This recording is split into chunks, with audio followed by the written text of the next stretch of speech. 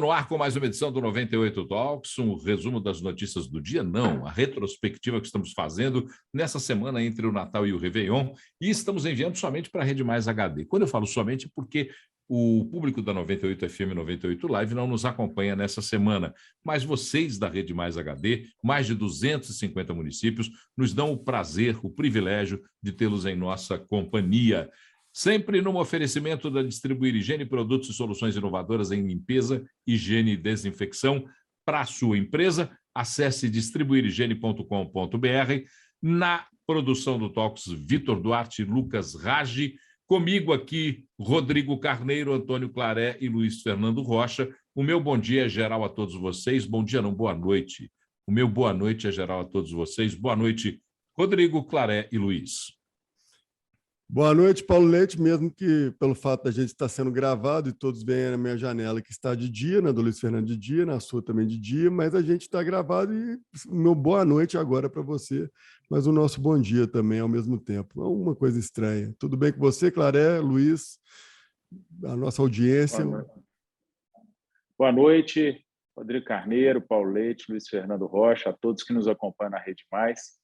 E aqui nos bastidores, nosso amigo Rodrigo Carneiro fazendo piadas sobre minha careca, minha calvície. Mal eu falei que você está igual o Megamente. Você está, né? Ampliou um pouco aí agora.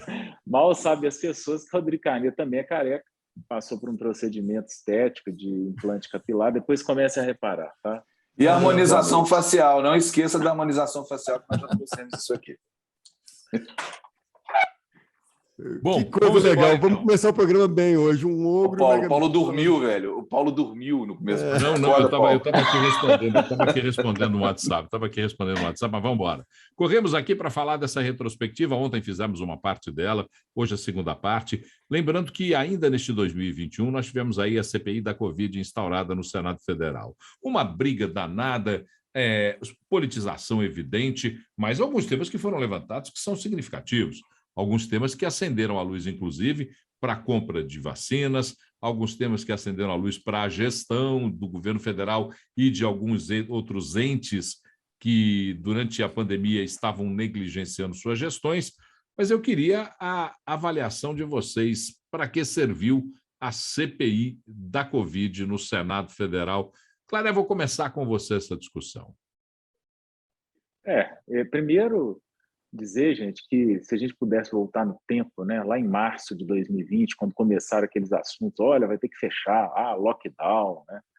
Quem diria, né, que a gente estaria aqui quase 2 anos depois falando de pandemia, vivendo pandemia, me parece que está acabando, mas quando a gente para pensar lá na Holanda em lockdown, a gente fica um pouco assustado.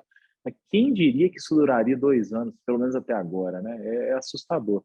Sobre CPI, eu falei aqui, para quem acompanha o programa ao longo do ano, CPI, a maioria das CPIs, para mim, são movimentos políticos. São movimentos absolutamente políticos. A gente tem gente bem intencionada com CPI, sim, claro, mas a grande maioria das CPIs tem caráter político. Ela quer expor o executivo de alguma forma. Aí alguém vai dizer, mas é importante a fiscalização. É importante a fiscalização, mas precisa de CPI? Eu quero dizer para vocês qual que é o resultado de uma CPI. Por acaso você acha que CPI manda prender alguém e tal? Não, ela vai encaminhar para os órgãos, por exemplo, Polícia Federal, Ministério Público, para que esses órgãos, sim, legítimos para tanto, façam o seu trabalho. Aí vai entregar um material para eles. Mas a grande maioria da CPI não dá em nada. Essa CPI da Covid, especificamente, foi um circo de muito mau gosto, com o meu dinheiro, com o seu dinheiro, né? O dinheiro do pagador de impostos. Aquele Renan Calheiros, pelo amor de Deus, gente, o cara colocava lá tantas mil mortes. Para que isso?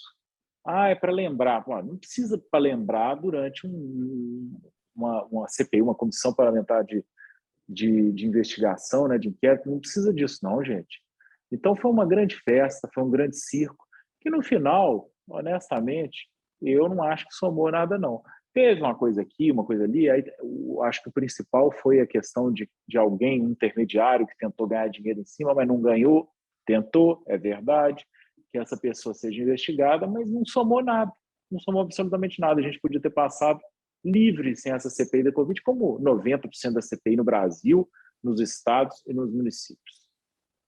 Os grandes perdedores dessa CPI foram a empresa Prevent Senior, que teve muita coisa revelada sobre ela e que pode levar essa empresa à ruína. Se fosse um país sério, levaria. E o presidente Jair Bolsonaro, porque ele foi o principal alvo, ele foi o principal atacado. Não estou dizendo que isso está certo, nem que isso está errado.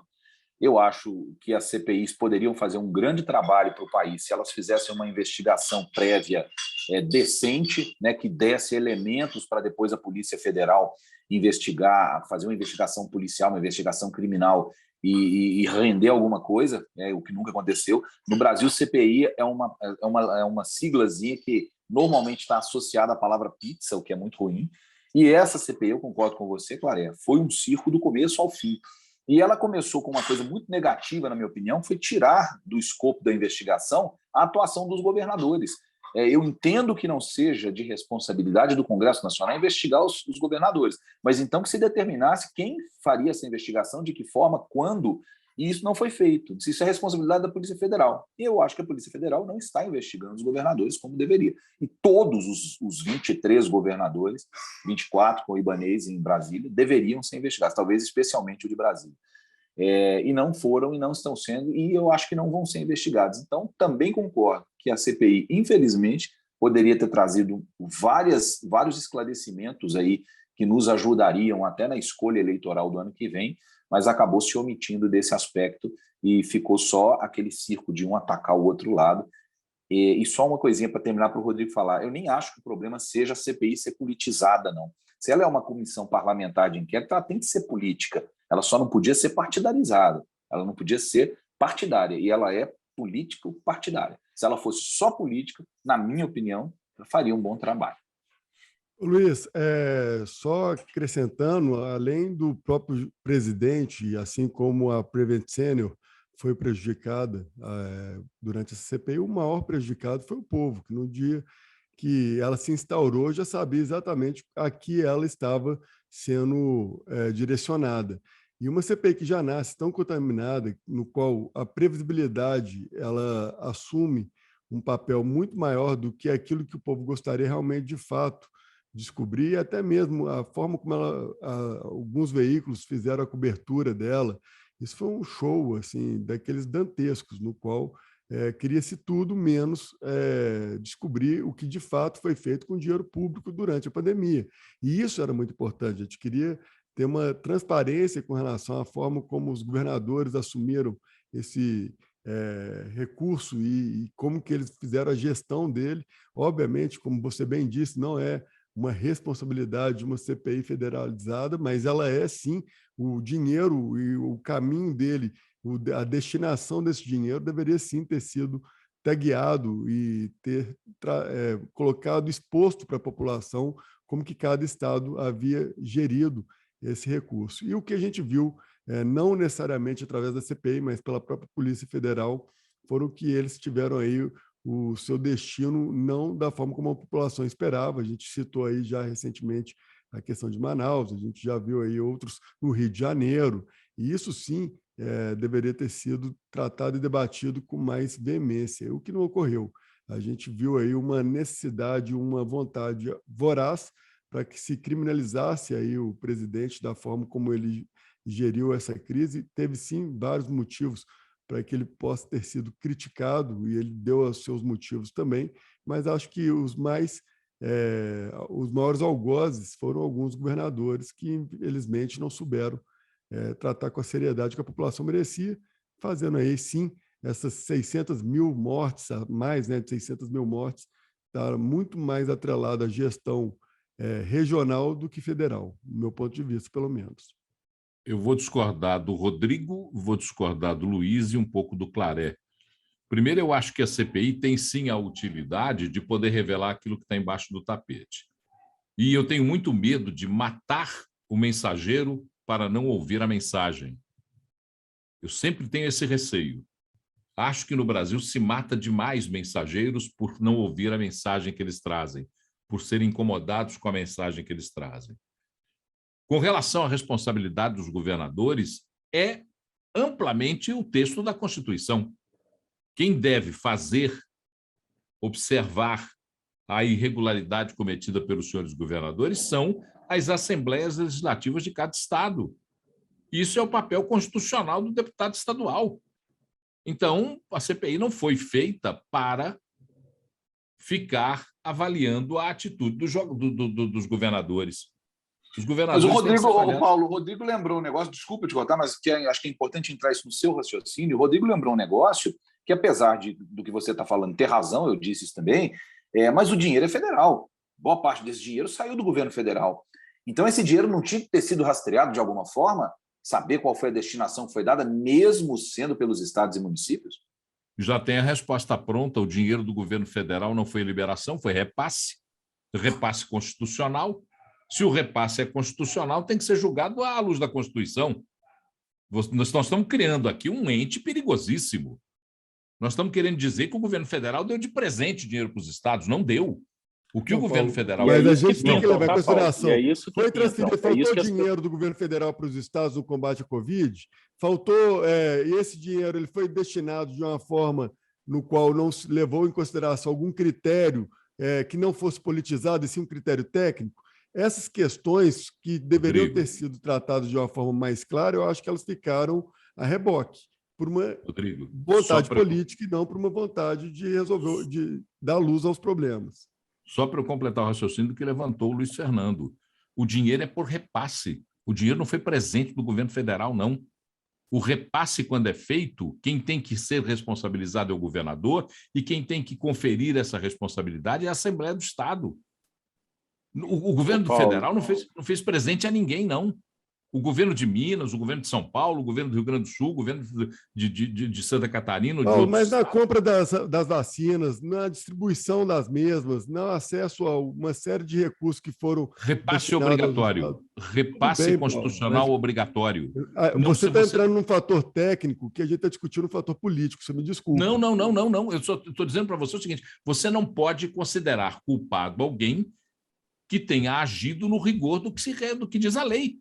A lei diz que... Então, nesse caso, a CPI não deveria nem ter sido instaurada, porque... Não, a CPI foi feita para analisar as ações do governo federal e não dos governos... Deixa eu Clareia falar, acho importante essa Clareia. Que venha o advogado. Primeiro dizer que é importante essa pauta que o Paulo Leite trouxe, assim, para a gente saber entender o que é repasse, né, gente?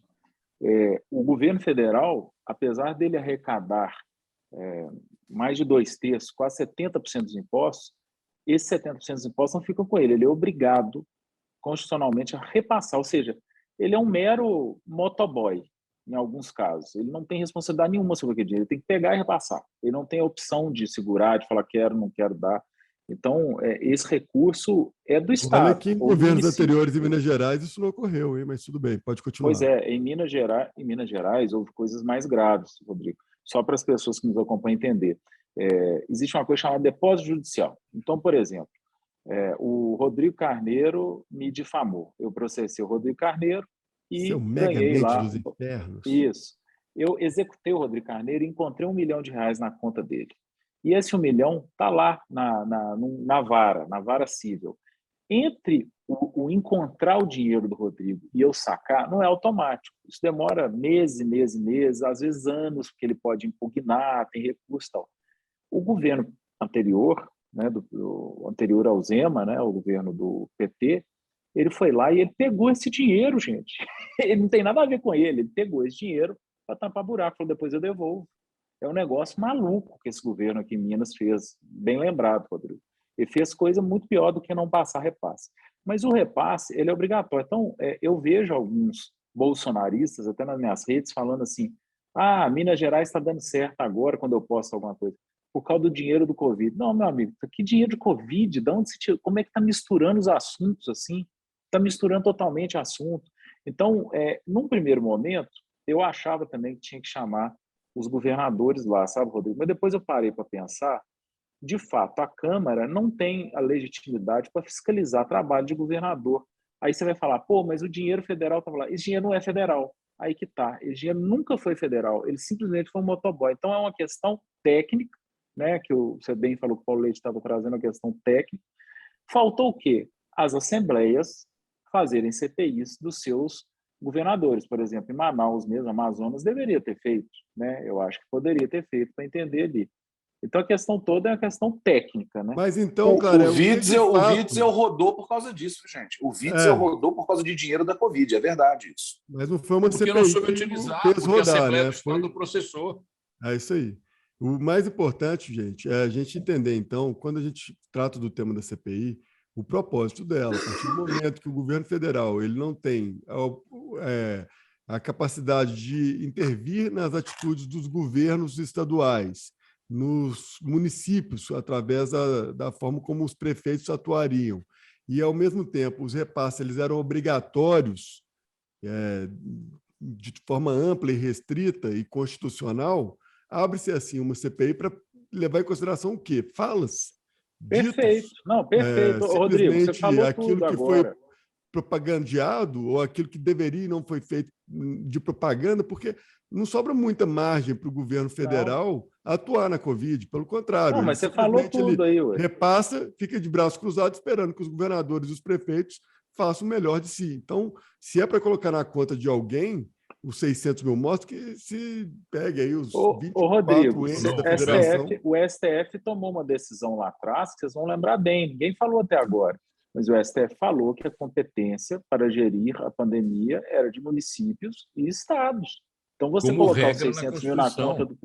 então, você colocar 600 mil na conta do Bolsonaro, você é um canalha, ou senão você é um burro ignorante que está aprendendo aqui agora. Assim como eu acho uma canalice também colocar na conta de prefeitos e de governadores. Sabe por quê, cara? Fica parecendo que a população... Isso me incomoda muito no Brasil. A gente vitimiza demais e nos vitimizamos também. A população é sempre a coitadinha. Só que a gente esquece que lá, na hora que está todo mundo na época do auge da pandemia, se unindo de forma totalmente equivocada, de forma irresponsável e se contaminando, aí sim, não, meu Deus, eu não estou fazendo parte disso. O presidente, ou o prefeito, ou o governador maldoso que foi que me contaminou. Mentira! Você foi para a rua porque quis, você foi para a farra porque você quis, você não teve responsabilidade porque você quis. Então, a população é a responsável, uma grande parte dela, pelos 600 mil mortos. Mas demorou muito vir vacina. Pelo amor de Deus, gente, demorou o quê? Hoje a vacina está aí amplamente distribuída e a população também não está indo lá se vacinar. Então, a gente tem uma resposta fantástica. O que faltou, na minha opinião, foram políticas públicas. Faltou a gente transferir a responsabilidade para o povo, na minha opinião, Paulo. Só preste atenção, aqui, Rodrigo. Até como Rodrigo, imprensa, a gestão vamos castigar aqui os gestores. Cara, a população não fez por onde também, não. Rodrigo, a gestão das políticas públicas de saúde cabe ao Ministério da Saúde. A gestão das políticas públicas de educação cabe ao Ministério da Educação. E o Ministério da Saúde foi pífio. O Ministério da Saúde não gerou políticas públicas para a compreensão da Covid. Que há equívocos como foi utilizado o dinheiro por governadores e prefeitos? Claro que sim. Todos nós sabemos que. Vamos usar o exemplo de Belo Horizonte. A Câmara Municipal de Belo Horizonte instaurou uma CPI para entender o comportamento da prefeitura. E é assim que tem que ser feito. Com relação à geração de políticas públicas, a CPI da Covid, que errou, que foi política demais, que cometeu uma série de equívocos, ela tinha, sim, um fundamento. Ela tinha que questionar por que o governo federal e o Ministério da Saúde não fizeram gestão de política pública. Agora, cabia à Assembleia, ou cabe às assembleias e às câmaras municipais, o questionamento: você recebeu X e usou aonde esse diabo desse X? Esse é que é o problema. E com relação à compra de vacinas, Rodrigo, a responsabilidade é sim do governo federal, porque o governo federal, através do Ministério da Justiça, publicou uma medida provisória em que os estados e municípios não poderiam comprar vacinas. Lembre-se disso. Mas vocês vejam como são as coisas. O mundo inteiro, Paulo, para compra de vacina, estava o planeta Terra inteiro comprando vacina. Como que vocês acham que algum laboratório no qual a demanda era absurda teria capacidade de receber e atender? Só em Minas Gerais, 853 municípios. Coloca agora o país inteiro fazendo pedidos separados com relação a um problema que era de todos. Então, é inviável. Não é que o governo federal tomou uma decisão, é porque no planeta Terra inteiro essa decisão foi tomada desta forma. Não existe política pública no qual você pega um município e ele entra em contato com um laboratório, no qual você deveria ter, na época, 3, 4 laboratórios no mundo inteiro vendendo essa vacina e, ao mesmo tempo, tendo que passar pelo critério e pelo rigor que necessariamente da Anvisa, e a partir daí você abriu uma negociação. Então, gente, vamos lá, era uma guerra, uma pandemia. Não podemos tratar isso como se os políticos também estivessem acostumados a lidar com isso. Houve equívocos gravíssimos do governo federal? Sim, houve. Só que quando a gente vem falar sobre as 600 mil mortes para colocar no colo de um ou de outro e tirar a população e tratá-la como vítima, me desculpa, Paulo. Eu, Rodrigo, quando peguei Covid, vim a público e falei, fui irresponsável. Eu aglomerei e acabei me contaminando. A gente precisa saber assumir os nossos erros e nos colocarmos como pessoas capazes de tomar decisões para o bem e para o mal nosso, e não simplesmente ficar nesse papel que eu acho completamente covarde de vítimazinha do governo, ou do governador, ou do presidente, ou do prefeito. Não é essa a realidade. Sim, eles poderiam ter contribuído mais? Poderiam sim. A população também fez o papel dela. Então, temos aí que ter uma capacidade de colocar cada um no seu quadrado. E, para apontar o dedo, a gente tem que ter a capacidade de fazer. A gente fez a nossa parte, a gente contribuiu também, a gente tem esse direito de nos vitimizarmos. Eu acho que isso é um problema. E na pandemia... Você sabe por quê, Rodrigo? Você sabe por que as pessoas estão assim, Rodrigo? Exatamente como você está dizendo, e eu concordo que os culpados é a população mesmo, né? Você sabe por quê? Por uma razão muito simples. Porque a gente tem o Papai Estado para cuidar da gente. Aí eu te pergunto, se não existisse SUS e cada um fosse responsável financeiro por suas consequências, será que a gente ia ter tanto de gente morta e adoecida? Será? Eu tenho dúvidas. Eu acho que a gente ia ter mais gente andando de máscara, na época perigosa principalmente. Eu acho que as pessoas iam aglomerar menos, esses jovens em festas clandestinas não ia existir, porque um tratamento é caríssimo, né? Mas não, temos o Papai Estado e o SUS para nos garantir. Mas, infelizmente, a população tem sua culpa. Desculpa. Só uma coisa que eu queria comentar sobre... Só uma coisa que eu queria... Eu acho que o Claré concluiu, Claré? Tá. Eu acho que a questão é a seguinte... Pode não ter passado aí, eu concluí. Eu só falei que, infelizmente, grande parte da culpa é da população, sim. É só uma coisa interessante. O Paulo citou a CPI, por exemplo, municipal em Belo Horizonte, né, a CPI da Câmara. Olha como são as coisas no Brasil. O fato de se instaurar uma CPI não quer dizer que o investigado esteja errado, né? A CPI é instaurada, teoricamente, para investigar se há algum erro ou não. E ela pode inocentar, por exemplo, um governo federal, no caso da CPI federal, ou uma prefeitura, e ser usada, inclusive, como peça eleitoral. Olha só, fizeram uma CPI sobre um fato que aconteceu na minha gestão e a CPI concluiu que estava tudo certo. Só que, como o Claré disse lá no começo, se usa tanto a CPI de forma político-partidária para agredir o executivo, na maioria das vezes, o executivo já começa uma CPI perdendo. E quase sempre ele termina perdendo, porque só a exposição que ele vai ter durante o tempo de investigação, com essa coisa de plaquinha com o número de mortos, de declarações em redes sociais, de declarações da imprensa, estejam elas amparadas legalmente ou não, esse desgaste já é uma derrota para o executivo. Então, qualquer executivo no Brasil começa uma CPI com medo dela, porque ele sabe que ele vai perder, independente de ele estar certo ou errado. Bom, diga, pior, assim, que eu só para... Quando o Claré fala com relação à questão do SUS, eu acho, Claré, que a gente ainda...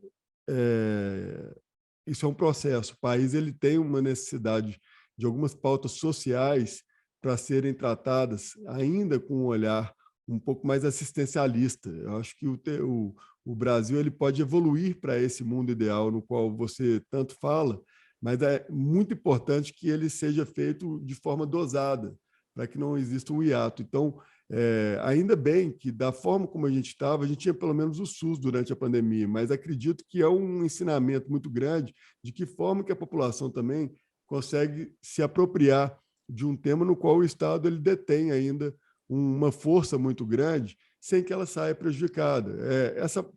Essa questão do SUS ela é muito relevante, Claré, porque no próprios Estados Unidos, se você for tratar a questão da saúde, é um caos. O Obamacare, quando foi criado, foi o responsável por quase quebrar os Estados Unidos pela forma como eles tentaram replicar lá o SUS que tem no país, aqui no Brasil, e não conseguiram. Então, não é simples você criar um sistema de saúde amplo e restrito e que dê acesso a toda a população. Mas, na época da pandemia, ele foi suficiente para que trouxesse aí uma certa tranquilidade para pessoas menos assistidas, o que houve também, para variar no Brasil, uma politização dessa pauta, onde a gente viu várias pessoas se vacinando com a plaquinha de Viva o SUS, no qual ela estaria assistida por um grande e bom hospital particular. Então, eu só não estou, só lembrando, Rodrigo, é refresco. Né? Só lembrando, Rodrigo, para ficar claro para quem nos acompanha. Eu critico o SUS e tudo, mas nesse ponto específico eu não critiquei. Eu estou apenas dizendo, associando a existência do SUS à irresponsabilidade de muitos. Porque se a pessoa soubesse que ia ter um custo para se internar, um custo de remédio, talvez ela fosse mais responsável. Mas nesse ponto específico eu não critiquei o SUS, não, ainda bem que tinha. Só por isso que eu quis reforçar mesmo, para não ficar dando essa impressão. Eu acho tão bonitinho quando vocês concordam, vocês ficam tão gentis. Não, ficam corteses. Joga uma pauta para a gente brigar agora, Paulo. Não é comum. Espera aí que eu tenho que falar aqui primeiro, dar um recado aqui, cuidar da higiene, da desinfecção do seu negócio, é essencial. Ninguém vai entrar num hospital, numa clínica, numa indústria, num hotel, se a limpeza não estiver em dia. Por isso, conte com quem é especialista em produtos e soluções inovadoras que une alta performance e economia. Distribuir Higiene, uma indústria com distribuição em 7 estados. Basta acessar distribuirhigiene.com.br. Vamos lá. Segundo trimestre de 2021, tivemos aí protestos contra o governo Jair Bolsonaro no contexto da pandemia. Lembrando que também não é tempo de verbo, também houve protestos a favor do presidente Jair Bolsonaro no 7 de setembro. Mas vamos primeiro ponderar este primeiro passo, o passo dos protestos contra Bolsonaro. A razão principal dos protestos contra Bolsonaro era, na verdade, a condução do problema da pandemia no Brasil. Os protestos contra Bolsonaro surtiram efeito, fizeram com que o presidente e os seus assessores pensassem em atitudes diversas daquelas que tomavam, ou simplesmente foi mais um barulho, muito barulho por nada, como diria William Shakespeare? Rodrigo. Ô, Paulo, eu acho Estava com o microfone desligado aqui. Não, Paulo, eu acho que os protestos, e tanto a favor quanto contra, eles são necessários e democráticos. Eu acho que desde que haja ordem no qual o bem público não seja prejudicado, até mesmo como a gente já viu em vários outros protestos, que as pessoas acabam deturpando aí a sua finalidade, indo muito mais para um caminho de quebradeira, destruição e até mesmo colocar a vida de algumas pessoas em risco. Eu acho que se ele é legítimo, se ele tem ordem e, ao mesmo tempo, ele se propõe a defender uma pauta, ele deve existir e que venham muitos protestos a favor e contra. Eu acho que a democracia se baseia exatamente nos gritos da rua, muito mais do que no digital. O que me incomoda são os guerreiros digitais que se escondem através do seu anonimato para atacar, ofender, cancelar, criticar e destruir a imagem daquele que está a uma distância segura. Eu acho que quando a gente tem realmente um olhar, uma crítica e uma opinião muito clara contra algo ou a favor de algo, a gente deve se unir, sim, à rua e mostrar toda a nossa indignação ou até mesmo a nossa exaltação. O que ficou muito impressionante foi os apoios que o presidente teve durante alguns protestos, aquelas motociatas, né, que eram por ele, porque foi algo jamais visto até então no Brasil, um presidente que, dentro de uma pesquisa, demonstra uma queda de popularidade e, ao mesmo tempo, na rua, uma força pujante no qual eu não acredito que exista aí nenhum outro líder capaz de superá-lo na rua. Aí a gente vê a questão da pesquisa que mostra praticamente o contrário. Isso vai ser interessante da gente ver, porque existe um antagonismo, né, nessa realidade, onde ele tem através das pesquisas, uma deteriorização eleitoral, tanto na sua aprovação quanto na questão de votos, e, ao mesmo tempo, o outro candidato que está aí praticamente eleito, segundo as pesquisas, no primeiro turno, não consegue sair na rua, até então não ensaiou nenhum tipo de ida às ruas em busca de algum tipo de apoio, o que vai ser interessante nos próximos anos, porque, naturalmente, ambos terão que ir no corpo a corpo, como é feita a boa política, e colocar a cara a tapa para que as pessoas o sigam, o aplaudam, ou então, quem sabe, também vão lá para poder vaiar. Eu vi muitas manifestações pró-Bolsonaro fortes, né? As que foram contrárias certamente foram muito fracas, foram motivos até de memes e piadas. E como bem disse o Rodrigo, as pesquisas mostram algo diferente do que a gente vê na rua. Então, o que eu fico pensando é o seguinte: ganhando o Bolsonaro em 2022, nós teremos poucas manifestações contra ele nas ruas. E ganhando o Lula em 2022, nós teremos muitas manifestações contra o Lula. Isso me leva a acreditar que a coisa caminha por esse lado, né? Por esse caminho aí. Manifestação é sempre positiva, gente, se for pacífica, óbvio. Agora, eu sou um curioso com essa questão, porque as manifestações que eu vejo são a favor de presidente. Eu particularmente, não participo, por mais que fosse um presidente que eu adorasse. Eu acho que manifestação a favor de político é um negócio assim, pode fazer, você tem liberdade, mas não faz sentido para mim, manifestação a favor de político. Manifestação tem que ser contra. O que você vai fazer com manifestação a favor? Isso é a favor, vai fazer do Galo, lá, do quem é cruzeirense, do Cruzeiro. Agora, manifestação a favor de político, a melhor manifestação a favor de político é nas urnas, de 4 em 4 anos. Agora vai lá para falar o quê? Viva Bolsonaro? Não faz sentido nenhum para mim agora. Tem liberdade para fazer. Eu não faço. Contra, ok. Agora, me parece que só tem manifestação frágil contrária a ele, diferente do que era a Dilma. Eu não vejo muito dessa forma, gente, porque eu acho que sim, eu não vejo esse antagonismo entre o resultado de pesquisas também são muito recentes, né? São muito, como a gente pode dizer, fora de época essas pesquisas, né? Essas pesquisas não querem dizer nada, não querem dizer o que vai acontecer no cenário do ano que vem ainda, mas o resultado das pesquisas serem completamente diferentes do resultado de manifestações, eu não vejo isso como um grande fator de espanto, não. Quem vota não é quem pega moto e sai na rua para apoiar o presidente, ou não é quem pega bandeira e sai na rua para ser contra o presidente, né? O voto é uma maioria que não está representada naquele bolinho que fica ali, mesmo que aquele bolinho seja de 1 milhão de pessoas. Eu não vejo isso com tanto espanto, não. Agora, manifestação, seja contra o presidente A ou B, ela ainda faz um sentido, talvez até a favor, Clarena, ainda faça um sentido, porque você está se manifestando, você não está protestando, você está se manifestando a favor de uma ideia que você concorda, de uma pessoa que você apoia, ou contra uma pessoa que você apoia. O que me assusta são protestos contra essas coisas intangíveis que às vezes as pessoas fazem. Aquelas manifestações de 2013, por exemplo, podiam ter sido contra os desvios de dinheiro, o superfaturamento dos estádios que estavam sendo construídos, contra o Brasil sediar uma Copa do Mundo e uma Olimpíada, quando precisava equalizar problemas maiores como desemprego e fome. Aquelas manifestações eu acho bizarras.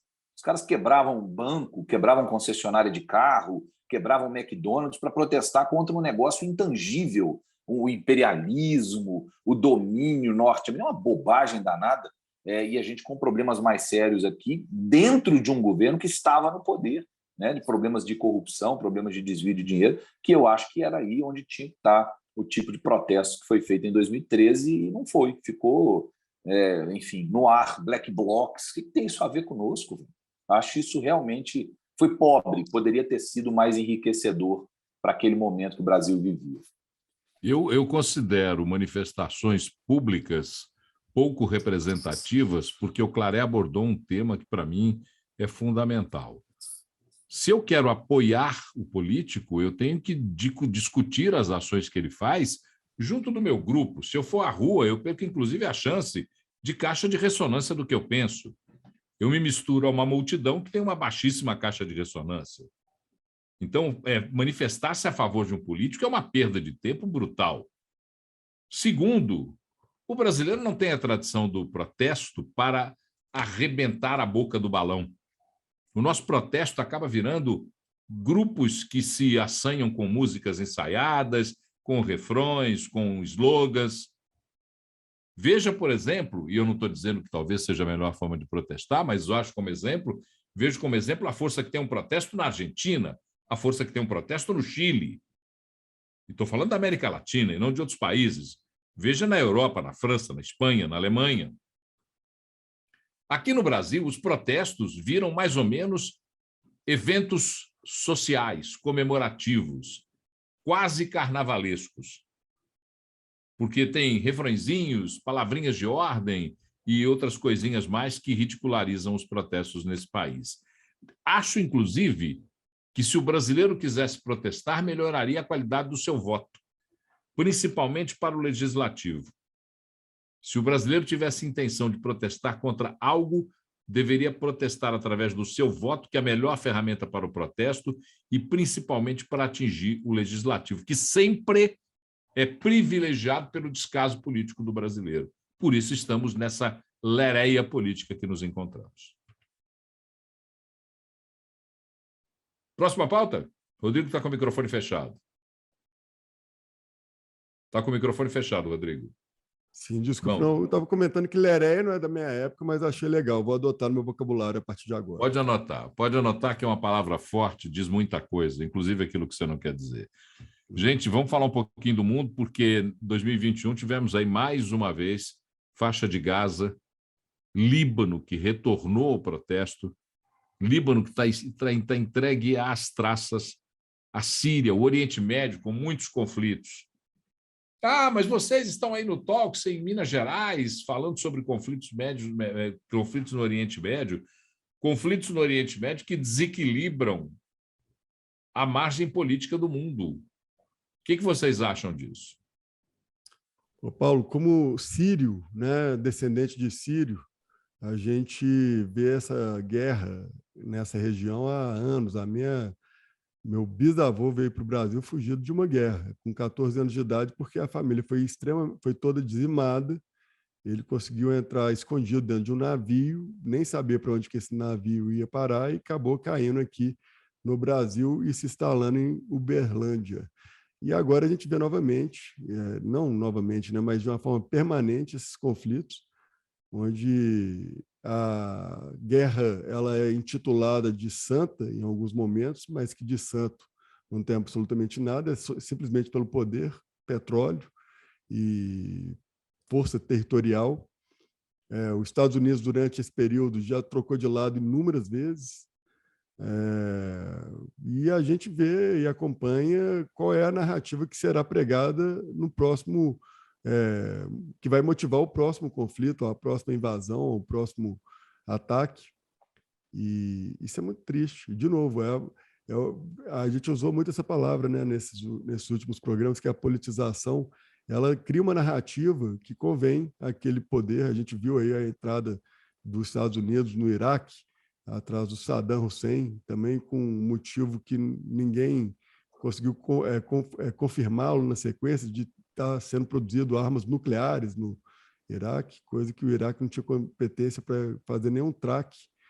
E aí a gente vai acompanhando de uma forma triste. No final do dia, a gente vê que o dinheiro é o que vale no mundo, não as vidas, e por conta do dinheiro se cobram um custo muito alto, que são milhares de vidas que vão ficando pelo meio do caminho. Então, acho que, infelizmente, está longe de ter uma solução para isso, né?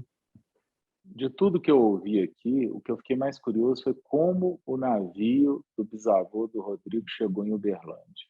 Ele chegou em Santos, e aí, na época, os sírios, né? Cara, foi pelo Rio das Velhas, sabe aquele que pega?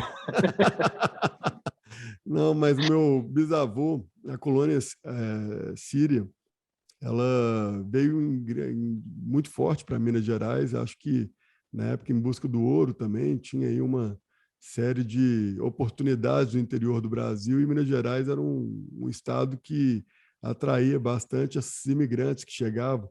Chegamos todos como turcos, né? Já que a Síria não tinha, na época, hoje também acredito que não tem. Não, hoje tem, mas o país praticamente inexiste, porque foi tomado pelo Estado Islâmico. Mas eles... Acaba que chama de turco tudo, né? Turcos, libanês também, né? Porque era onde tinha a embaixada brasileira, então quando batia o passaporte aqui, e com certeza ele não tinha, mas como ele foi cadastrado aqui como imigrante, chegou como turco. Mas essa questão de guerra e tal, você falou no início tudo. Tem certos locais em que a guerra está ali desde que o mundo é mundo, e é por dinheiro, não é por ideologia. Nos afeta diretamente, especialmente com relação a combustíveis, né? E aí entra mais uma das pautas nossas de tentar diversificar ao máximo as nossas fontes de energia, ficando menos dependente possível do combustível fóssil. Eu acho que é isso. Eu tenho uma impressão muito um pouco distinta com relação a esses êxodos, né, que acontecem por conta de guerras, porque não me parecem só motivados por razões econômicas, né? Eu acho que esses êxodos eles têm razões, primeiramente razões políticas, sociais, que não são resolvidas, e o pior de tudo, quando queremos resolver, quando o Ocidente... Fazendo programa. Opa! Ô, Oi? Luiz, e seu áudio estava aberto, inclusive. Só estava aberto agora, mas vamos lá. Uma criança passando aí. Só para quando nós queremos falar um pouco sobre essas questões, nós temos que lembrar que há um intervencionismo do Ocidente desnecessário a essas questões. As questões que acontecem no Oriente Médio, na Síria, no Líbano, na faixa de Gaza, na Jordânia, todas essas questões acontecem por problemas ancestrais, que nós, ocidentais, não temos nem a compreensão do que são. E ficamos vendo Inglaterra, Estados Unidos, Alemanha, França, sendo intervenientes em conflitos com uma aura de que há intervenção humana nesses conflitos e que é mentirosa. Você não pode fazer nada para resolver o problema de um conflito que está a milhares de quilômetros da sua casa e que tem como origem algo que você não consegue interferir. Você não consegue matar as questões da origem. Não consegue, será falsa a sua intervenção e o pior de tudo, você vai aumentar o conflito, que é o que acontece no Oriente Médio via de regra. Ô, Paulo, olha que coisa bizarra, né? A junção da minha família, né? Por parte de pai sírio, que está nessa guerra eternamente, por parte de mãe judeu, que também passou aí por um processo de perseguição e, enfim, a gente sabe a história como ela é. E que isso é a realidade do mundo. As pessoas elas vão, cada um criando o seu motivo mais louco e a justificativa também mais bizarra e de uma forma também conveniente para poder justificar aquilo que trouxe tanto horror, tristeza e mortes para todo mundo. Então, teoricamente, não era para eu existir, porque estão tentando dizimar meus dois lados da minha raça há muito tempo, tanto os judeus que sofreram uma perseguição absurda por parte do Hitler, quanto a parte síria, que vem há anos e anos, gerações e gerações, tentando ser dizimada. Sou literalmente um sobrevivente.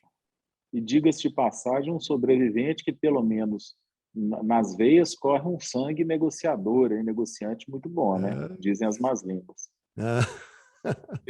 Essas questões. Eu faltei essa aula, eu acho, na hora que eles foram me colocar lá na sinagoga.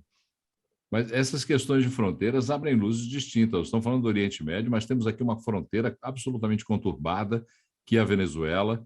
A Venezuela é um território absolutamente sem lei, que proporciona um desgaste enorme nos processos econômicos de estados brasileiros que são fronteiriços à Venezuela e que tem um peso. E aqui eu não estou dizendo aqui que é ilegítima a entrada dos venezuelanos no país. Eu estou só ponderando que a entrada dos venezuelanos no país causa um impacto enorme, mas um impacto muito grande para a realidade de muitos estados.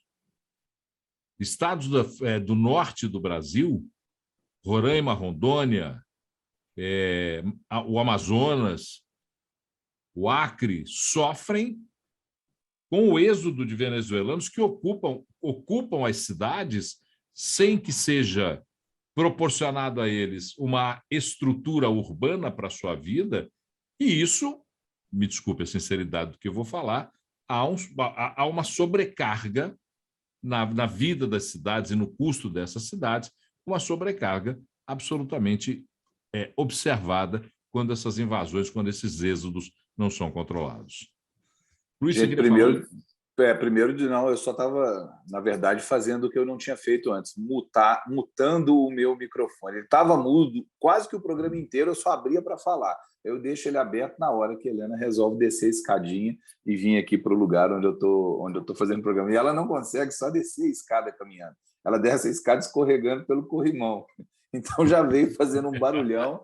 Eu tive que falar com ela, sobe de volta que eu estou fazendo o programa. Então desculpa o pessoal. Inclusive, que eu vi. Ainda bem que eu não... Inclusive, são os dois nomes campeões de 2021, Miguel e Helena, curiosidade. Mas Helena já tem 8 anos, né? A minha Helena tem 8 anos. Eu sou um Eu visionário da Helena. moda de nomes. Eu tenho uma Helena na minha vida também, que é minha irmã Helena. Mandar um abraço para ela aí também. Nós somos tipo Manuel Carlos. Helena é um nome forte, é um nome de rei. O meu filho mais velho chama Arthur, né? É o do meio, né? Mais velho chama Ana. Mas enfim, gente, sobre a questão, vocês muito bem colocaram, não tenho nada a acrescentar, mas eu acho interessante.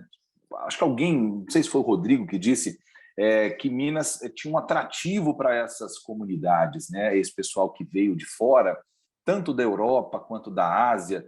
Nós recebemos muitos imigrantes em Minas Gerais, e isso tem a ver com o espírito acolhedor do mineiro, que é um negócio cantado em verso e prosa, Paulo, por tantos poetas, tantos escritores, tantos músicos, tantas músicas que falam de Minas Gerais, porque é uma realidade, né? Quem não é mineiro e vive aqui, você já deu esse depoimento, que você é paulista e vive aqui sua vida toda, sabe o tanto que o mineiro, de forma geral, é realmente acolhedor. E eu acho que, especialmente, os mineiros da região que eu nasci, o norte de Minas, são especialmente mais acolhedores até que os outros. Hoje eu vivo no sul de Minas, fui muito bem recebido lá, como um imigrante, apesar de eu ser mineiro e ser brasileiro, mas eu acho que não existe nada parecido com o que a gente vê quando a gente vai no norte de Minas, né? Portas abertas, cadeira na calçada e sempre uma comidinha no fogo para receber qualquer pessoa que vier, seja de fora do país ou seja de fora da cidade. Isso é muito legal. Eu gosto demais de Minas Gerais, gente. Eu vou colocar um tempero na conversa que está fora dos que a gente está falando. Mas eu tenho percebido, eu sou um homem muito ligado ao interior. Eu nasci no interior, depois fui para as capitais, e a segunda capital que eu morei foi Belo Horizonte. Eu já estou aqui mais da metade, muito mais da metade da minha vida. É de qual interior, Paulo? Eu sou do interior de São Paulo, de Matão, no interior de São Paulo. A família de lá que veio e depois morei em São Paulo, na capital. Na verdade, nasci em São Paulo, capital, voltei para o interior, voltei para a capital e depois vim para Belo Horizonte em 1979 e desde 1979, de setembro de 79, vivo em Belo Horizonte. Tenho 2 filhos belo-horizontinos e gosto muito dessa cidade. Mas eu tenho percebido, e aí eu não sei se vocês vão concordar comigo, que o comportamento do governo de Minas, e particularmente do governador, tem dado um realce à vida do interior do estado, tem acendido a luz para o interior de Minas Gerais. Minas Gerais ficou durante um tempo, por conta dos governadores serem advindos da capital, Aécio, Anastasia e Pimentel, ficou muito voltada para as questões da capital. E com a vinda do governador Romeu Zema, que é um interiorano, é de Araxá, Minas Gerais parece que reabriu a sua discussão, o seu diálogo para o interior. Luiz, que vive em Varginha, Claré, que tem contato com prefeitos de outros municípios por conta da atividade dele, podem dizer se eu estou equivocado, se é só um senso de percepção ou se isso é realidade, Luiz. Eu acho que é perfeitamente factível, Paulo, e principalmente para mostrar que o homem do interior não é necessariamente simplório, né? Nesse ponto específico aí, o governador Romeu Zema é um homem simples, mas não é um homem simplório. A gente nota pela conversa dele nas entrevistas que a gente já fez com ele no Talks e em outras entrevistas que a gente vê, que de bobo não tem nada. O mineiro, em geral, de bobo não tem nada. Agora, só para eu terminar, por que eu falei dessa história de Minas? Porque eu fico vendo aí, vocês ressaltaram os conflitos na Síria, os conflitos na faixa de Gaza, os conflitos no Oriente Médio de uma forma geral. A gente viu o que aconteceu com o Afeganistão, com a retomada do Talibã, do poder. É inacreditável como a gente vive em paz, né? Com todos os nossos problemas, a gente vive em paz.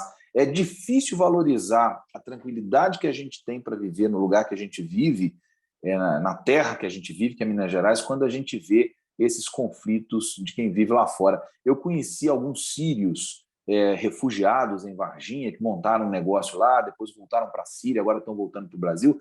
Eles não precisam mais voltar para o Brasil, eles querem voltar para o Brasil, eles poderiam ir para qualquer país, querem voltar para o Brasil, para Minas Gerais e para o interior de Minas, pelo que a gente ofereceu para eles, não só como segurança, mas como acolhida. É muito legal a gente viver numa terra que tem essa característica, né? E você tem razão, Luiz, Paulo.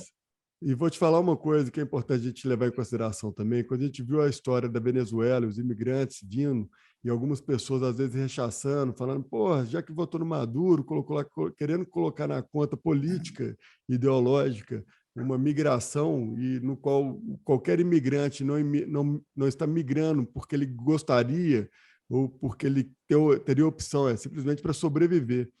E várias pessoas eu via criticando, até mesmo em grupos de WhatsApp no qual eu participo, e quando a gente faz uma alta reflexão, eu sou sírio, mas a maioria das pessoas que nos ouvem e nos assistem são filhos de imigrantes. O Brasil ele foi um país, literalmente, que foi feito várias migrações e de outros países. Então, ninguém aqui é natural, a não ser que a pessoa tenha aqui uma árvore genealógica indígena, né? Então, desde os portugueses até mesmo os europeus que aqui estiveram, eles se tornaram imigrantes em algum momento. Agora, somos um povo acolhedor. Minas Gerais acolheu a colônia síria, libanesa e outras colônias de uma forma diferenciada, sim, e que deu a nós a oportunidade de não só sobreviver, mas também de trazer aí para o país o trabalho que é um povo extremamente trabalhador. Os turcos, os sírios, os libaneses são pessoas que têm essa vertente. Mas voltando à questão da Venezuela, a gente levar sempre isso em consideração. E quando a gente vê o Estado Islâmico, é um extremismo, a gente fala novamente, o extremismo, gente, ele não está de um lado apenas, não, está em todos. Então, é para a gente ficar muito atento, para a gente não ficar tão apaixonado politicamente que daqui a pouco a gente será o responsável por fazer algum povo migrar para algum outro lugar, porque não será habitável onde a gente vive hoje. Doutor Claret, queria completar rapidinho, porque a gente está na reta final da nossa prosa de hoje. Não, quero só dizer que vi aqui várias homenagens a Minas Gerais e deixo a minha homenagem também. Eu, como mineiro, nasci no interior, nasci em Lavras, né, mas nunca morei lá. Sempre morei nessa nossa Belo Horizonte desde 1981. Só quero deixar aqui minha menção de amor a essa terra que a gente tanto gosta aqui, que é Minas Gerais. Bom, terminando agora o nosso 98 Talks, lembrando que nós estamos fazendo dessa semana programas gravados, programas que estão indo ao ar, mas que nós já gravamos antecipadamente, falando sobre uma retrospectiva, uma leitura desse ano de 2021 que estamos fazendo no Talks. Amanhã, quarta-feira e quinta, nós estaremos também trazendo para você essas retrospectivas, já agradecendo você que nos acompanha. Estamos indo somente para a rede Mais HD no interior de Minas Gerais, e você que está na rede Mais HD vai ficar agora com o Jornal da Record. Queridos amigos, Rodrigo Carneiro, Luiz Fernando Rocha, Antônio Claret Júnior, grande abraço, diga. Ô Paulo, aqui um abraço para você, só porque já nos avisaram que a gente ainda tem um minuto aqui. O Rodrigo falou que o Claret está aparecendo megamente. Eu não sei se o pessoal que está nos acompanhando agora deve ter reparado que ele falou 2 vezes nesses 2 programas, segunda e terça-feira, em voltar no tempo. O Claret está assumindo a identidade do megamente, ele quer voltar no tempo agora. Exatamente, exatamente. E vai dizimar a gente também. Beijo para vocês. Boa noite, até amanhã. Até mais, gente. Grande abraço. Amanhã a gente volta com mais uma edição do 98 Talks na Rede Mais HD. Até lá, grande abraço.